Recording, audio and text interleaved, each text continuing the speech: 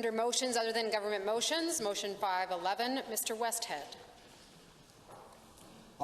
Honourable member from Banff Cochrane. Yes, thank you very much, Mr. Speaker. I am delighted to move motion 511. Be it resolved that the Legislative Assembly urge the government to increase its efforts to conserve and manage public lands in Alberta's headwater regions to optimize downstream water security for future generations of Albertans. Before I begin, I'd like to start by thanking everyone who has written to my office, expressing their support for the motion, and those who helped me craft it. I'd also like to thank members of this Assembly for granting unanimous consent to discuss this very important issue. Mr. Speaker, it is a true honour to be discussing the topic of water here in the Legislature again today. Previously in this chamber, I described water as a common denominator. The United Nations has declared that clean drinking water is indispensable for leading a life in human dignity and is a prerequisite for the realization of other human rights. Mr. Speaker, here in Alberta, most people would say that our water comes from rivers originating in the majestic Rocky Mountains. But more accurately, as author and naturalist Kevin Van Tighem points out, water doesn't come from the river, it comes to the river, which is an important distinction that the motion we have before us is predicated on. That is, a river is a product of its watershed. It is the landscape that produces the water, which in turn determines water quantity, quality, and its rate of discharge. Therefore, the way we manage our public lands has a direct relationship to Alberta's water security. The eastern slopes of our province is where nature lives, and also where the water we all rely on begins its journey. Indeed, the Gravel Bed River is the ecological centre of nature, and its resilience relies on the degree to which this ecosystem remains intact. Members can refer to the research paper on this topic I tabled earlier today for more information on the importance of gravel bed rivers. One of the world-leading experts on water security is Bob Sanford, a constituent of Banff Cochrane. Mr. Sanford is the EPCOR Chair for Water and Climate Security at the United Nations University Institute for Water, Environment and Health. For many years, Mr. Sanford has clearly and unequivocally articulated that in order to effectively respond to a changing climate, we must take the domain of water management seriously. That is, climate change mitigation is about carbon, but climate change adaptation is about water, and therefore we must follow the water. When I spoke to Mr. Sanford about this motion, he also suggested that not only does the way we manage and conserve public lands relate to water security, it also relates to climate stability. Our opposition colleagues across the aisle remain skeptical about the scientific consensus of anthropogenic climate change, but there is a significant cost if we were to accept the wild roses do-nothing approach. You see, Mr. Speaker, water and climate are reflections of one another. Management of one of these aspects effectively means we are managing the others. The energetic processes involving climate are intimately coupled with the water cycle. A case in point is the way in which our glaciers act as a thermostat for North America. Alberta is fortunate to have some of the most significant headwaters in Western Canada, with many of those located in Banff Cochrane. This presents Alberta an unparalleled opportunity to demonstrate leadership, not only for taking action to confront climate change, but also in terms of following land use management best practices. These crucial watersheds also represent a massive responsibility that we owe to future generations who will judge us by the decisions we make today to ensure their water supply is secure in the future. During my consultation on this motion, I had the opportunity to meet with Dr. John Pomeroy, who conducts his research in Kananaskis country. Dr. Pomeroy is the Canada Research Chair in Water Resources and Climate Change, Professor of Geography and Director of the Centre for Hydrology at the University of Saskatchewan. The basis of Dr. Pomeroy's research is that alpine catchments receive and produce a disproportionately large fraction of global precipitation and runoff. Given that snow and ice dominate the behavior of alpine hydrology, these indicators are especially sensitive to climate warming. The significance of his research is based on the understanding that the sensitivity of alpine hydrology to changing high elevation climate is of disproportionate importance to downstream water resources. Indeed, Dr. Pomeroy has demonstrated that ongoing climate change in mountain climate has resulted in shorter snow cover duration, earlier spring hydrographs, greater rainfall as a fraction of total precipitation, glacier volume decline, ground thaw, and woody vegetation increase in many alpine catchments, with some alpine catchments contributing to higher frequency of floods and/or droughts. A conclusion that can be drawn here is that a concerted global effort is needed to address how changing high mountain hydrological processes will mediate the influence of atmospheric change in alpine catchments. Furthermore, mountain stream flow is shifting in timing and magnitude due to complex interactions of climate change with hydrological processes governed by vegetation, geology, and topography. A valued partner in the stewardship of Alberta's mountain ecosystems is the nonprofit organization Yellowstone to Yukon, with its headquarters located in Canmore. Y2Y does this work in part because they know that Alberta's mountain headwaters provide water for millions of people, deliver important natural services such as flood and drought control, provide critical habitat for wildlife, and offer abundant recreation opportunities. Y2Y points out that while some of our headwaters and surrounding habitat are protected, many are not. Y2Y founder Harvey Locke and Alberta Program Director Stefan Legault would like to see the Alberta government increase its efforts to keep our mountain watersheds healthy and intact. Mr. Speaker, as the world experiences and prepares for the effects of a changing climate, it is also critical for our continued economic prosperity that we ensure Alberta's supply of fresh water can meet our future demands.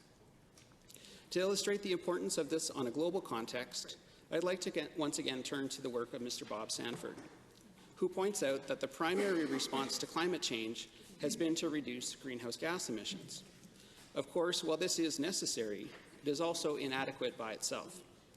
In concert with reductions in greenhouse gas emissions, we must also take efforts to adapt to the current and anticipated effects of climate change as it relates to water. Mr. Sanford goes on to describe that the convergence of trends relating to both global food shortages and water scarcity will have implications for Alberta's economy. Climate change impacts can extend rapidly far beyond ranges of variability and can also become permanent. The term to describe hydrological patterns in relation to geography is known as stationarity. The lesson for Alberta in all of this, Mr. Sanford proposes, is that we should take neither water demand nor hydrological stationarity for granted. In the future, the favoring of virtual water exchanges in the form of food exports could greatly advantage Alberta's agricultural sector, but, and this is the crucial point, only if we are able to address issues relating to land use practices as they relate to water. Clearly, this is an important policy matter whereby we can position Alberta to continue to be a leader in agricultural exports, in addition to taking action on climate change and water security. To do that, we must ensure our decisions are consistent with long-term water security in order to respond to a changing climate. What is required, Mr. Sanford implores, is proactive, well-informed, and visionary political leadership. Mr. Speaker, we have the opportunity to provide that type of visionary political leadership here in the chamber today. Climate change is real. This government has positioned itself as a leader in taking action against climate change through our Climate Leadership Plan. That is something to be proud of, but there is more that we can do to ensure our province remains prosperous as our climate changes. We simply must ensure Alberta's water future is secure. There is no question that our public lands and watersheds play a key role in determining water quantity and quality. Therefore, conserving and managing our public lands in Alberta's headwater regions with a view to optimizing downstream water security for our future is a critical and worthy pursuit. I look forward to the debate on this motion this afternoon and urge all members to support the motion. Thank you very much. I would offer the member from Banff Cochrane 5 minutes to close. Close debate. Thank you very much, Mr. Speaker. In closing debate today, I'd like to thank members for their input on this critical policy issue. I'd also like to thank all of those who helped me fully appreciate the way that land use practices affect water quantity and quality and assisted me in crafting this motion. These are people like Sharon McDonald, Kevin Van Tegum, Bob Sanford, Dr. John Pomeroy, Harvey Locke, Stefan Legault, Gord McMahon, Bill Motherwell, Heinz and Marilyn Unger, Fritz and Hannah Seidel, Hugh Pepper, Judy Stewart, and groups like Yellowstone to Yukon, the Nature Conservancy, the Ghost Watershed Alliance Society, the Bragg Creek Environmental Coalition, the Elbow River Watershed Partnership, and all of the others who I haven't mentioned who have made water their life's work.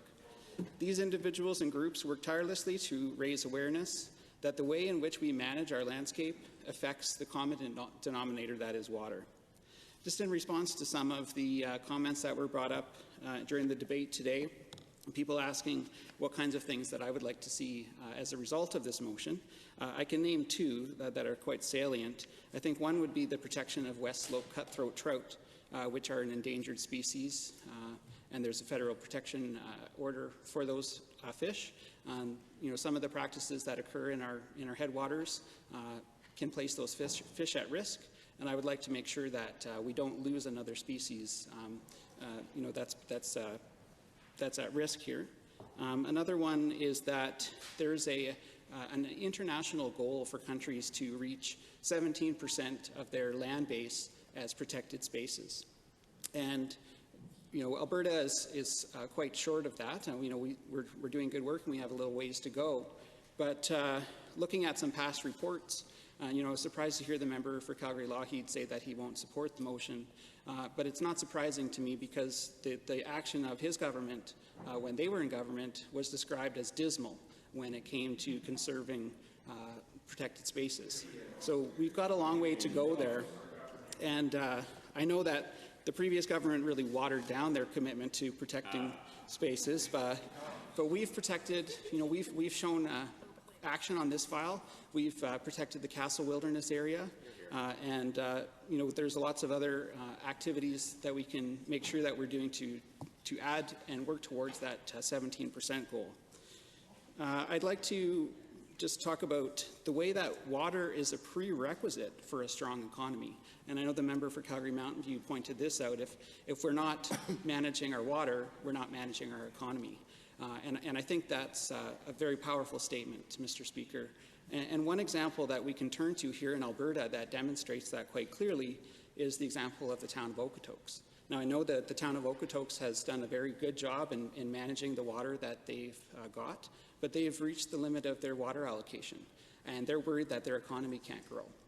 So they've taken real concrete steps to address this issue, and they're looking at solutions, and I applaud them in their work. But this is a situation that illustrates to us that if water is restricted, we can't grow our economy. And that's a state that I don't want to see Alberta in, which is why I proposed this motion. I'm hoping down the road, 100 years from now, someone will say, "Hey, I'm glad we took water seriously because our economy and our environment is better for it today." I also think, the member for Calgary Mountain View mentioned side benefits of this motion, and one of those is tourism.